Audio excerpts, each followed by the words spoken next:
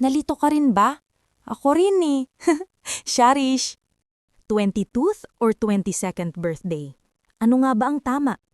Dito alamin natin ang mga tamang bagay na dapat gamitin. Ang tamang gamitin ay 22nd birthday, hindi 22th birthday. Paliwanag. Ginagamit natin ang ordinal numbers 1 RST, 2 ND, 3 RD, 4th at iba pa kapag nagsasaad ng pagkakasunod o ranggo. Kabilang narito ang mga kaaraban.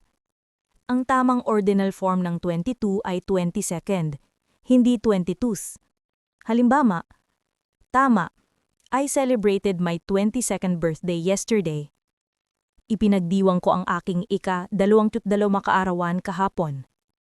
Mali, I celebrated my 22th birthday yesterday. Tandaan, 1 is equal to 1 RST, 2 is equal to 2 ND, 3 is equal to 3 RD, 4 is equal to 4 TH. Salamat sa panonood at sana may natutunan ka ka-views. See ya!